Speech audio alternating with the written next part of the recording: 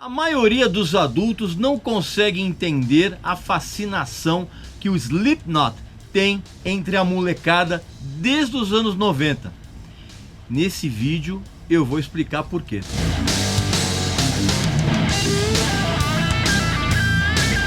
Meu amigo e minha amiga, em mais um capítulo dessa série do Raio X, que é a nossa conversa de bar aqui no canal do Regis Tadeu, o assunto é uma banda que exerce um fascínio muito grande entre a molecada, e isso desde os anos 90, do finalzinho dos anos 90, e a maioria dos adultos não consegue entender isso, que é o Slipknot, né? Aquele grupo que é realmente sensacional, é muito legal. Esse raio-x aqui, na verdade, essa nossa conversa, eu vou tentar explicar para vocês por que tem esse fascínio tão grande por esse grupo.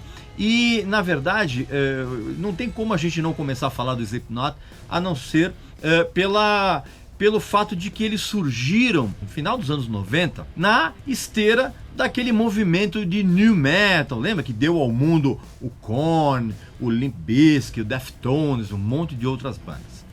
Só que o que acontece? Desde o primeiro momento em que a banda surgiu no mercado com aquele primeiro disco, que leva o nome da banda, e foi lançado em 99, que é realmente um disco muito, muito bom. Desde aquele momento, o grupo ele construiu uma discografia violentíssima, né? E o som sempre foi um amálgama daquele peso do Sepultura, né? Incluindo aquelas guitarras afinadas em ré e às vezes até em dó. Tinha esse peso do Sepultura, tinha aquela agressividade, vamos dizer assim, veloz do Fear Factory, que é uma banda importantíssima para essa vertente de metal, e ao mesmo tempo eles mantinham um senso melódico muito familiar para quem gostava do Korn, do Deftones, principalmente nos refrãos das músicas. Sim, refrãos, tá? Essa é a palavra correta, não existe refrões, é refrãos, para você aprender.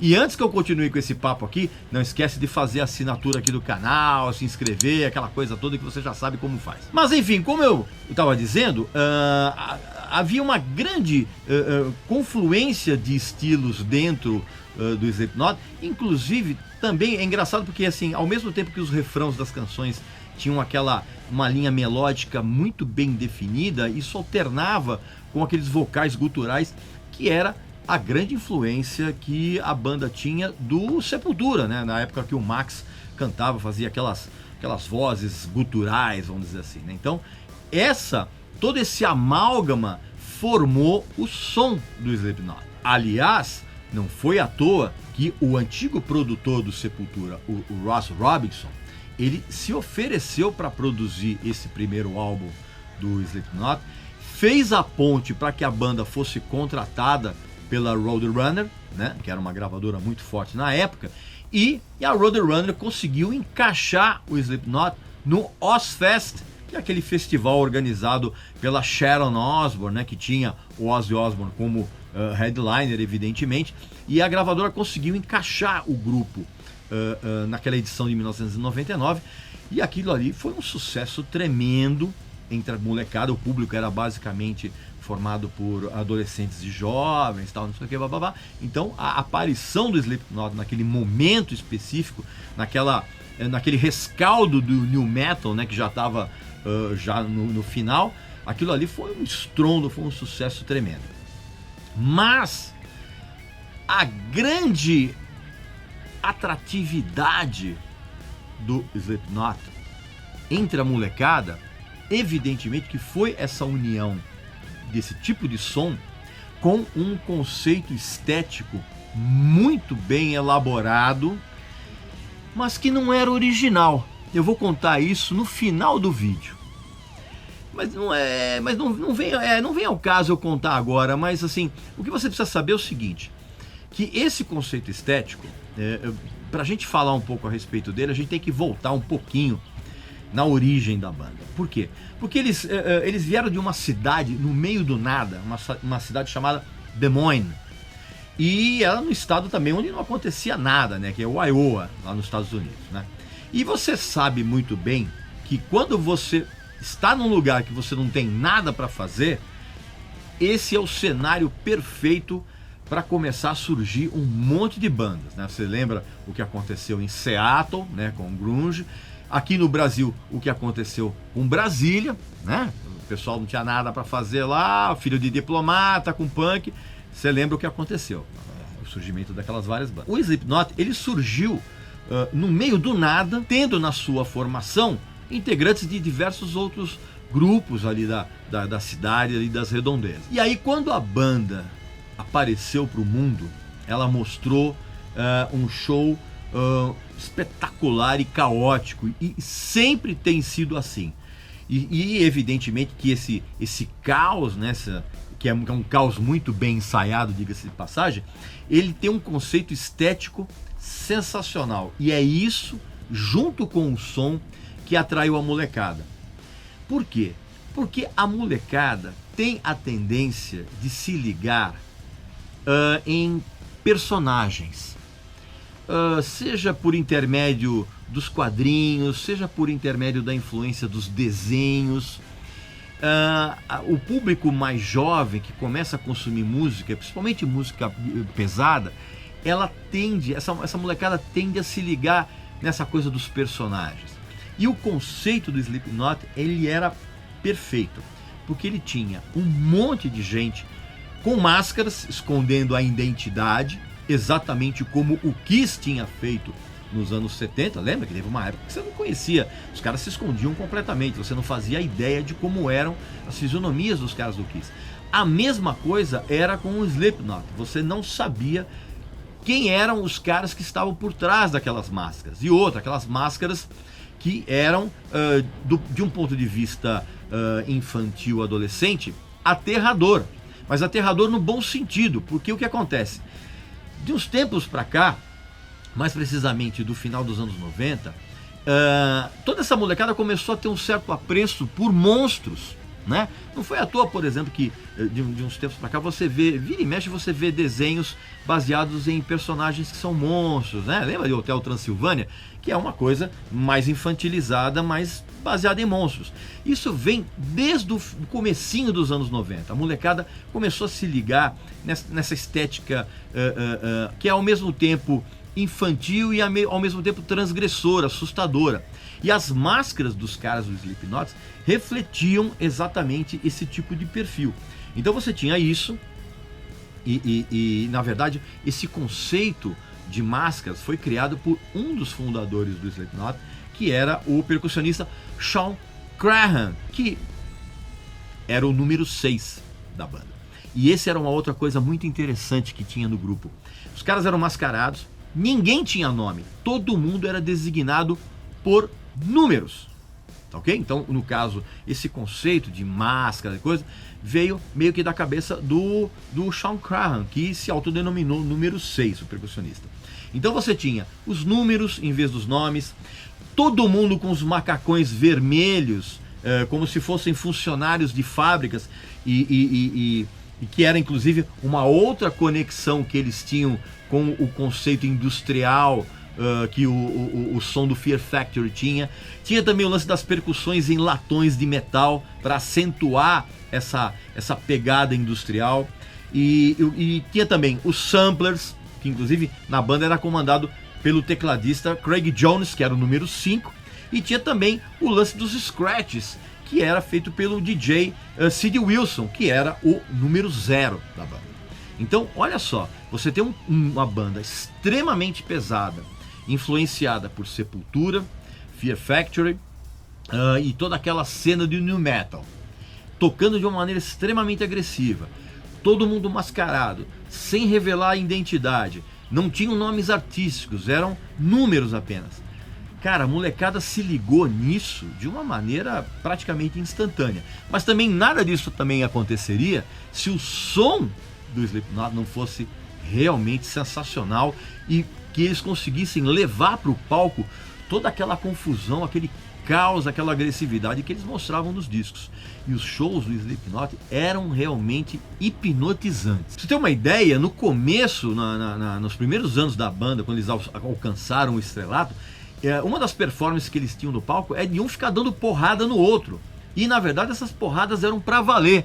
porque o ambiente dentro da banda nunca foi amistoso, assim. Os caras sempre tiveram um estranhamento, assim, disso desde o início. Além disso, outra cartada de mestre foi a elaboração de uma série de videoclipes que enfatizavam ainda mais esse conceito de caos e agressividade sob um manto do anonimato industrial, vamos dizer assim. Foram feitos vários clipes muito legais, eu vou até colocar aqui embaixo os links para você poder acompanhar.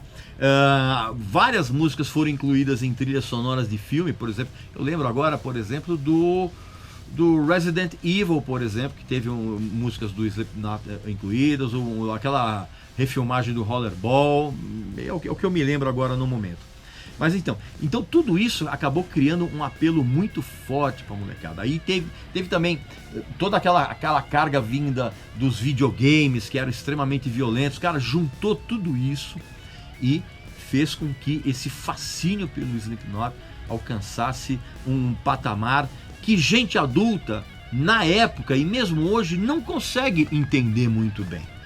Mas assim, se você tiver um pouquinho de cérebro e raciocinar, você vai sacar que toda essa junção desses vários fatores, essas várias características, evidentemente que levavam a molecada a ficar enlouquecida com os caras. E a gente sabe muito bem que quando você cativa um público adolescente jovem, é sinal de que você vai conseguir muito sucesso e principalmente muita grana. E para melhorar ainda mais assim esse frenesi em torno da banda, entrou em cena depois, assim, acho que se não me engano, depois dos dois primeiros álbuns, que era o Slipknot e o Iowa, entrou em cena o produtor Rick Rubin, né, que é um produtor famosíssimo.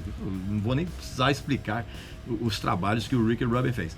E ele acabou produzindo um disco em 2004 chamado Volume 3, The Subliminal Verses, que rendeu não só uma série de hits dentre o público que consumia música pesada da época, mas também levou o som do Slipknot para um patamar ainda mais, vamos dizer assim, rebuscado e ao mesmo tempo potente, né? Deixou de lado um pouco aquela rusticidade do início.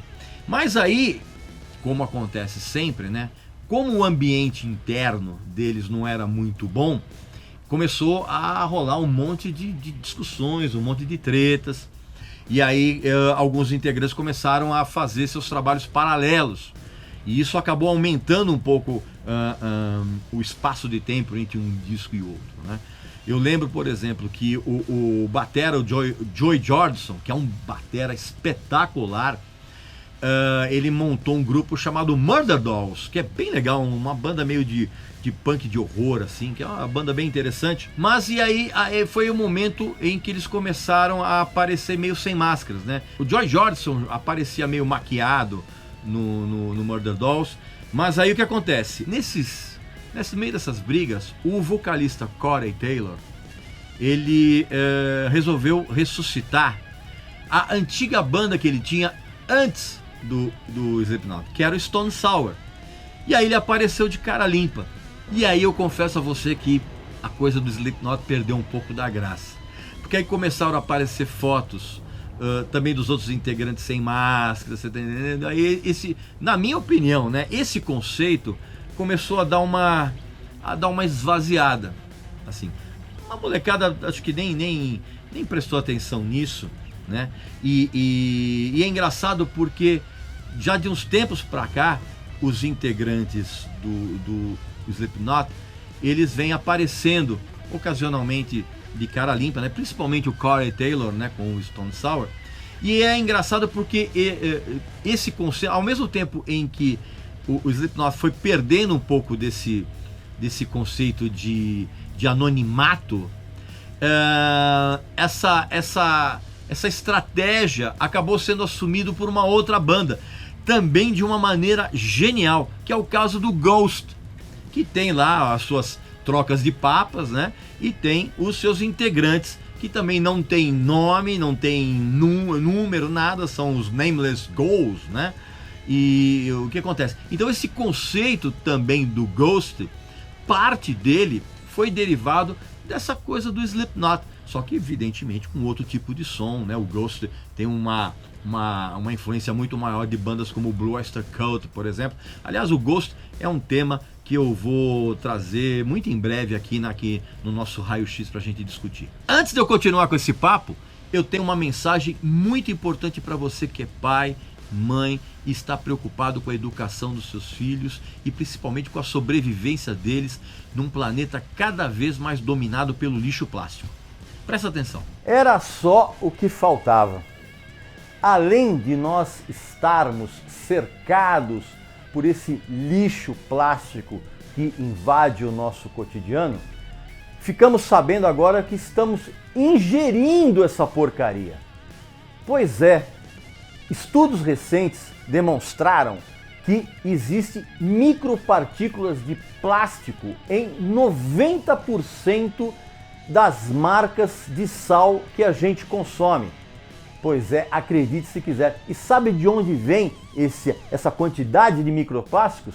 Exatamente das ilhas de plástico que poluem todos os oceanos do planeta. Agora, se essa situação já é preocupante quando a gente pensa na poluição do plástico nos oceanos, imagine o que acontece nos rios das grandes cidades. Estamos cercados de lixo e agora estamos ingerindo esse lixo. É por isso que eu apoio a ONG Ambientalizando. E eu acho que você deveria fazer isso também. E aí, evidentemente, conforme esse conceito estético do Slipknot foi rompido, de uma certa forma, e ele foi completamente rompido com a morte do baixista Paul Gray em 2010. Ele sofreu uma overdose de morfina e imediatamente após a morte dele, todos os integrantes do Slipknot deram uma entrevista coletiva, todos realmente entristecidos com a morte do cara e todos de cara limpa. Então aí terminou de vez qualquer tipo de mistério com relação à fisionomia dos integrantes e, na minha opinião, esse conceito terminou de se esvaziar. Embora a banda depois tenha continuado nativa, com as máscaras, com etc., o fato de você não ter mais o ineditismo da fisionomia, para mim tirou um pouco, eu não vou dizer que tirou um pouco do brilho, mas tirou um pouco do impacto, vamos dizer assim.